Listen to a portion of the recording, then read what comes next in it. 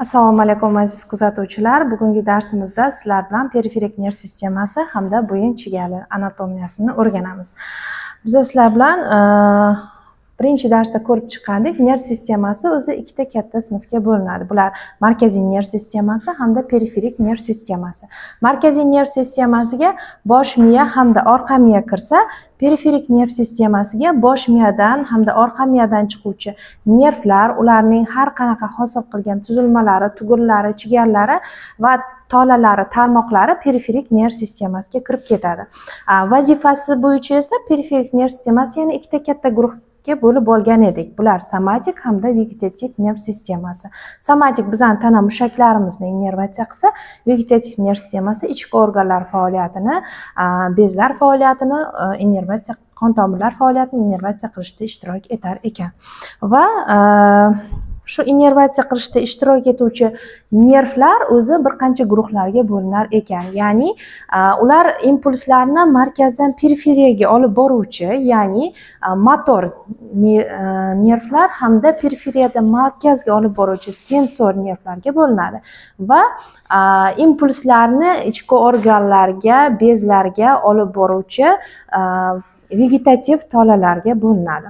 Va o'sha nervlar tarkibida bir qancha turdagi impulslar olib boruvchi tolalarni saqlaganligiga ko'ra ham yana 3 ta turga bo'linadi. Bular alohida sof motor harakatlantiruvchi va sof sensor sezuvchi hamda sensor, motor, parasimpatik aralashgan, ya'ni vegetativ aralashgan tolalardan tashkil topgan mixtuslarga, ya'ni aralash tolalarga bo'linadi.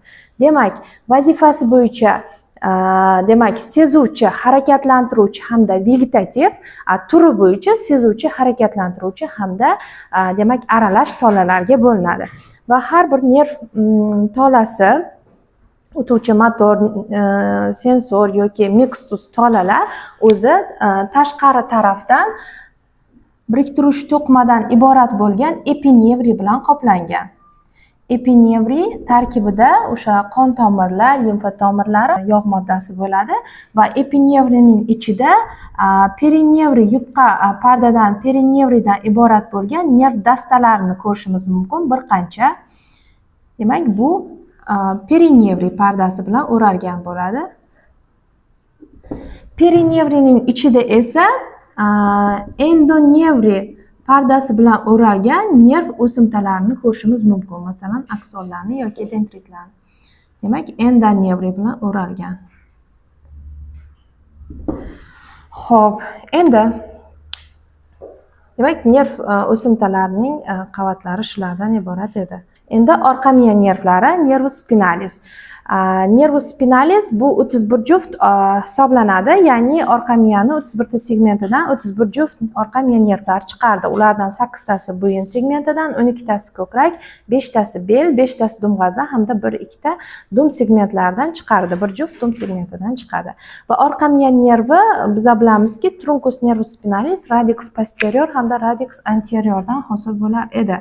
Demak, orqa miyani eslab olamiz.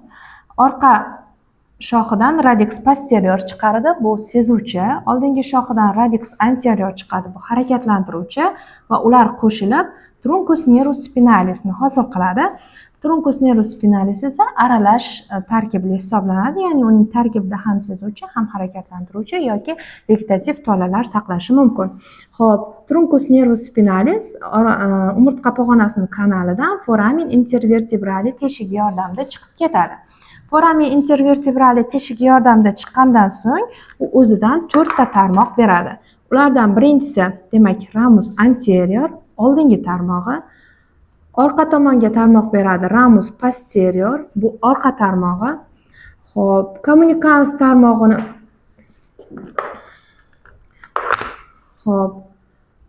kommunikans tarmog'ini beradi, bu qo'shuvchi tarmoq hamda ramus meningius tarmog'ini beradi. Ramus meningius tarmog'i foramen intervertebralidan chiqqandan so'ng ajralib chiqadi va qaytadan foramen intervertebrali orqali kirib, orqa miya pardalarini innervatsiya qilishda ishtirok etadi. Ramus kommunikans tarmog'i esa C8 barcha ko'krak segmentlari hamda L1-2 segmentlaridan chiqadi va bu simpatik tubullarga boruvchi preganglionar tolalarni hosil qilishda ishtirok etadi. Endi ramus posterior tarmoqlari. Ramus posterior tarmoqlari o'zi, ya'ni ikkita tarmoq beradi. Medial hamda lateral tarmoqlarga bo'linadi.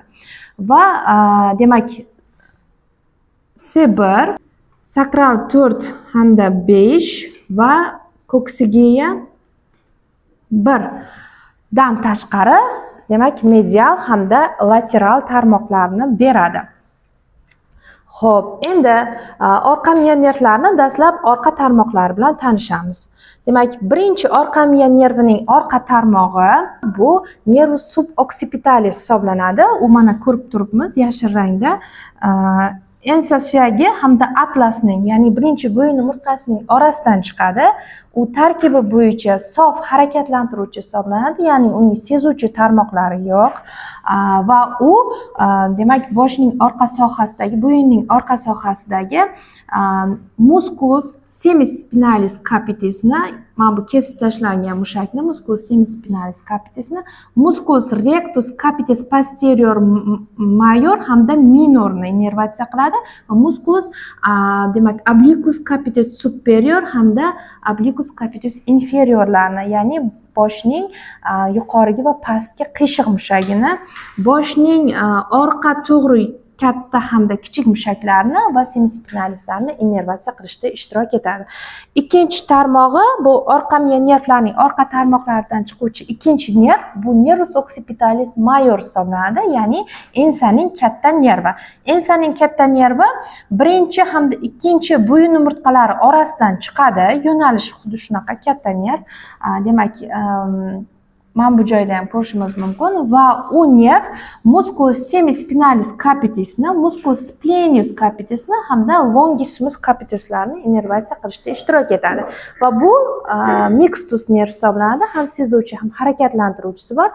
Harakatlantiruvchi mana shu 3 ta mushakni, semispinalis, splenius hamda longissimus capitislarni, sezuvchisi bo'ladigan bo'lsa, ensa sohasi terisini innervatsiya qilishda ishtirok etadi. Lateral sohasi terisini.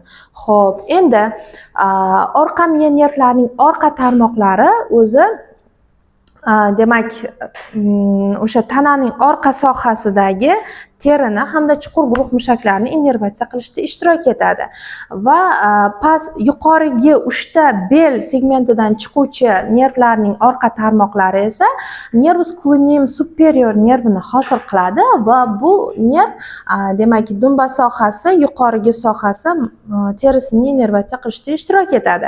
3 ta yuqorigi sakral segmentlardan chiquvchi nervlarning orqa tarmoqlarining lateral tarmoqlari esa bu ham dumba sohasi terisini innervatsiya qilishda, medial sohasini terisini innervatsiya qilishda ishtirok etadi.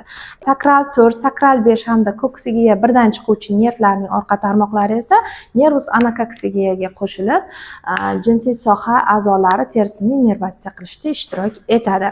Xo'p, endi orqa miya nervlarining oldingi tarmoqlariga kelamiz. Orqa miya nervlarining oldingi tarmoqlari bizda chigallar, bir qancha chigallar hosil qilishda ishtirok etadi, faqatgina ko'krakdan chiquvchi nervlarning oldingi tarmoqlaridan tashqari. Ko'krak sohasidan chiquvchi nervlarning, ya'ni toraks 1 dan 12 gacha bo'lgan nervlarning oldingi tarmoqlari hech qanaqa chigallar hosil qilmaydi. Ular metamer holatda joylashadi, ya'ni qaysi sohadan chiqsa o'sha sohani innervatsiya qilishda ishtirok etadi. Qolgan qismi esa chigallar hosil qilib bir qancha sohalarni innervatsiya qiladi. Ya'ni birinchi chigalimiz plexus cervicalis chigali. Plexus cervicalis demak bo'yinning yuqorigi 4 ta segmentidan chiquvchi nervlarning oldingi tarmoqlaridan hosil bo'ladi. Ya'ni C1, C2, C3 hamda C4 segmentlardan chiquvchi nervlarning faqatgina oldingi tarmoqlari qo'shilib chigal hosil qiladi va bu chigaldan bir qancha tarmoqlar chiqadi. Plexus cervicalis chigalimiz aynan shu joydan chiqib keladi, ya'ni u musculus sternocleidomastoideusning orqa tomonida joylashadi. aynan shu joydan chiqib keladi. Undan sezuvchi va harakatlantiruvchi tarmoqlarimiz chiqadi. Birinchi sezuvchi tarmoqlarimiz 4 ta. Demak, birinchisi ensaning kichik nervi. Ensaning kichik nervi nervus occipitalis minor hisoblanadi. Nervus occipitalis minor, demak, mana hosil bo'lgan chigaldan chiqib kelyapti. Bu nerv ensa sohasi pastki lateral soha terisini hamda quloq suprasini tashqi sohasi terisini innervatsiya qiladi. Sezuvchi bo'lgandan keyin teri sohasini innervatsiya qiladi.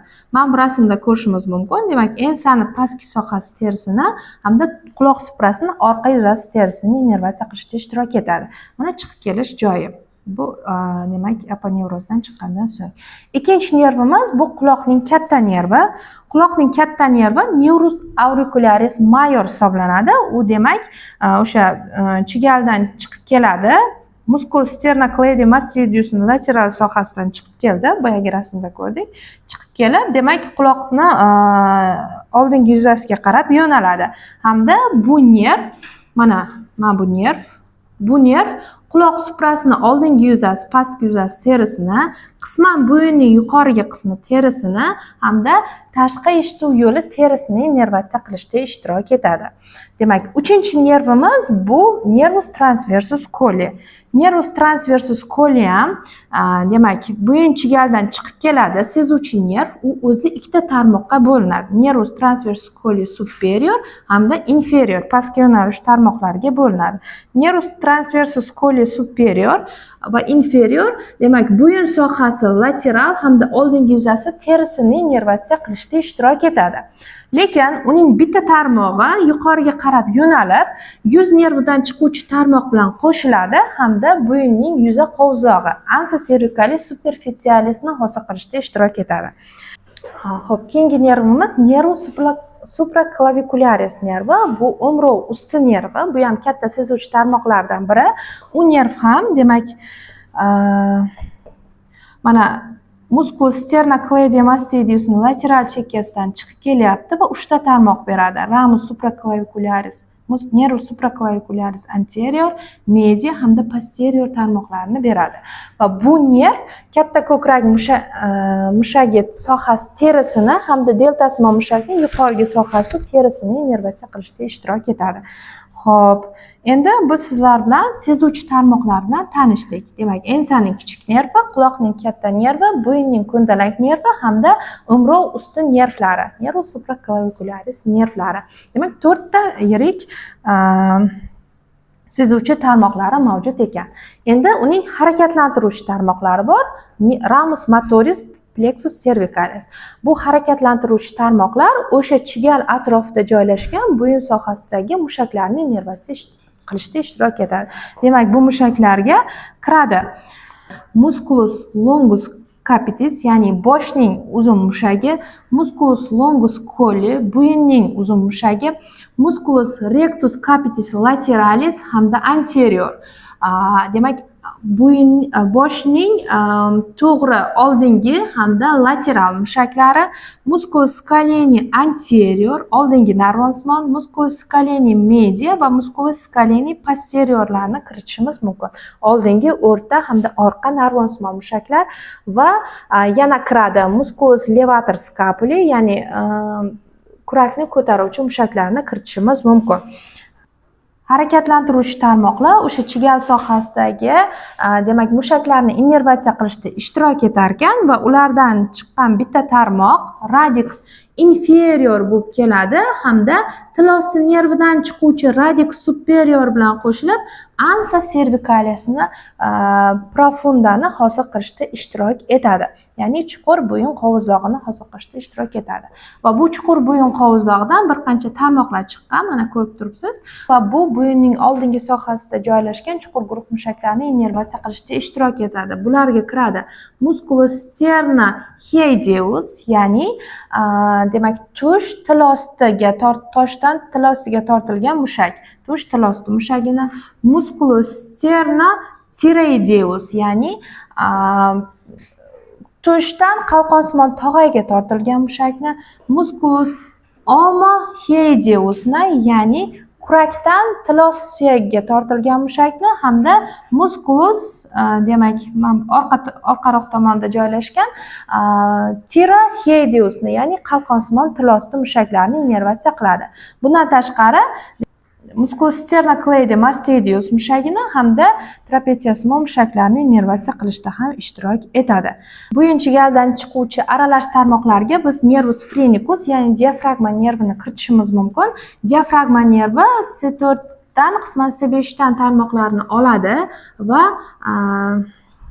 demak pastga tomon yo'naladi. Eng uzun nervlardan bittasi pastga tomon yo'nalib, u ko'krakning yuqorgi aperturasi yordamida ko'krak bo'shlig'iga keladi va pastga yo'nalib, yurakning yon tomonidan o'tadi. Mana rasmda ko'rib turibmiz. Va o'zining sezuvchi tarmoqlarini yurak xaltasi perikardga hamda o'pka pardasi bo'lgan plevraga beradi. Demak, plevra va perikardni sezgisini ta'minlaydi va pastga yo'nalib diafragmaga o'zini harakatlantiruvchi tarmoqlarni beradi, ya'ni diafragmani harakatini ta'minlaydi. Va diafragmani teshib o'tib, yuqorgi qorin bo'shlig'idagi peritoniumni, ya'ni qorin pardani innervatsiya qilishda ishtirok etadi. Aynan diafragmaga tegib turgan qismini innervatsiya qilishda ishtirok etadi. O'ng tomondagisi esa demak diafragmani teshib o'tib, oxiri jigar kapsulasiga borib yakunlanadi. Demak, sezuvchi tarmoqlariga nervus phrenicusning sezuvchi tarmoqlari plevrani, perikardni hamda peritoniumni innervatsiya qilishda ishtirok etar ekan, harakatlantiruvchi tarmoqlari esa diafragma harakatida ishtirok etib, bizni nafas olishimizda yordam berar ekan, innervatsiya qilishda yordam berar ekan. Bugungi periferik nerv sistemasi hamda bo'yin chigali anatomiyasiga bag'ishlangan video darsimiz shulardan iborat edi. Agarda sizga video darsimiz yoqqan bo'lsa, bizga like bosing hamda meni sahifamga obuna bo'lib qo'yishni unutmang.